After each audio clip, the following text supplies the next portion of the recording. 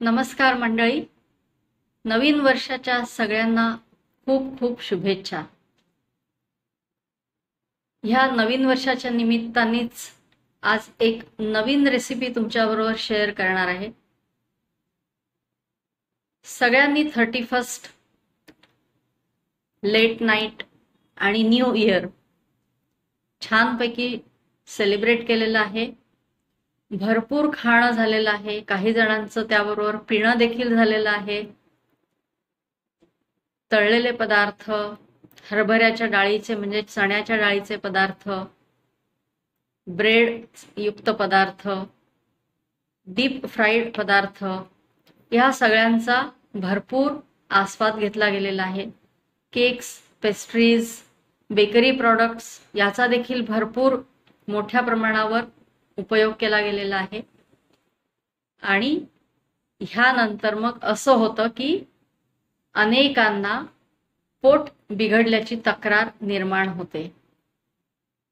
पोटात गॅसेस तयार होतात, ऍसिडिटी होते, मळमळतं, अनेकांना उलट्या देखील होतात, जुलाब होतात, ज्याला आपण काही जणांना म्हणजे त्यात फूड पॉइझनिंग होऊ शकतं बाहेर खाल्लं गेल्यामुळे.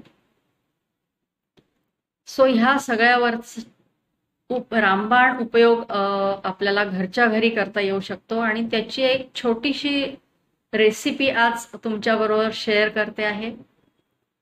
रेसिपीचं नाव आहे आल्याचा चटका.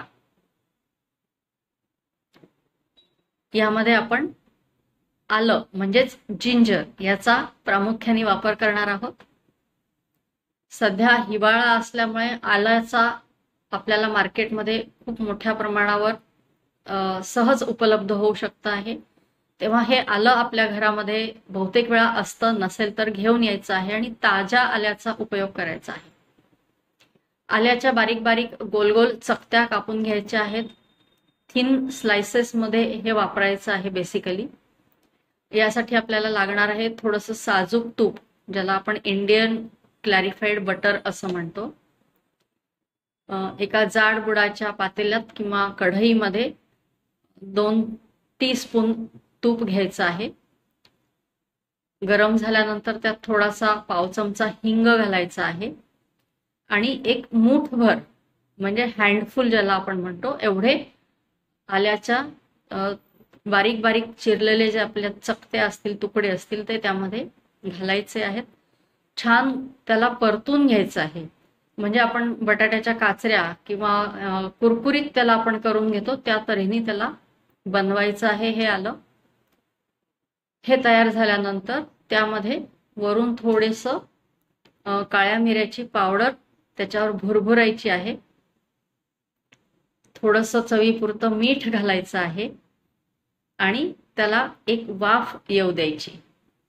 म्हणजे आलं कुरकुरीत झाल्यानंतर ते शिजलेलं आहे, पण खाताना आपल्याला ते नरम हवं आहे आणि म्हणून सगळ्यात शेवटी मिरेपूड आणि मीठ घालून त्याला एक बारीकशी वाफ आणायची आहे. त्यानंतर त्यामध्ये ओलसरपणा निर्माण झाल्यावर एक अर्धा टीस्पून डाळीचं पीठ, मग मुगाच्या डाळीचं असेल किंवा चण्याच्या डाळीचं असेल, हे पीठ त्यामध्ये घालून ते चांगलं परतून घ्यायचं आहे. आणि तयार झालेली ही जी आपली रेसिपी आहे त्याला आपण म्हणतो आहोत आल्याचा चटकदार चटका. आता हा आपल्या खाण्यासाठी रेडी झालेला आहे. हा एका भांड्यात काढून ठेवायचा आहे आणि गरजेपुरता म्हणजे 3 ते 4 तुकडे त्यातले आपण खाण्यासाठी घ्यायचे आहेत. खाताना त्यावर लिंबाच्या रसाचे एक 4-5 थेंब टाकायचे आहेत आणि हे आलं चावून चावून आपण खायचं आहे. दर 2 तासांनी असे हे 4-5 तुकडे आपण आरामात खाऊ शकतो. दिवसभर आपण असं हे खाल्ल्यानंतर हळूहळू आपल्या पोटाचं आरोग्य सुधारणार आहे. जड अन्न जे बरोबर पचन झालेलं नाहीये ते वेळेनुसार खाली खाली सरकत जाणार आहे. गॅस तयार होण्याची प्रक्रिया कमी होणार आहे, ऍसिडिटी कमी होणार आहे आणि आपोआपच पोटफुगी, ज्याला आपण ब्लोटेडनेस म्हणतो, गॅसेसमुळे पोट फुगलेलं असेल तर ते सुद्धा कमी होणार आहे. यामुळे पोटात वेदना जाणवत असतात, त्याला सुद्धा आपल्याला नक्कीच आराम पडणार आहे. तेव्हा नवीन वर्षाच्या पुन्हा एकदा खूप खूप शुभेच्छा. हे वर्ष सर्वांना आरोग्यदायी जावो अशीच मी प्रार्थना करते. नमस्कार.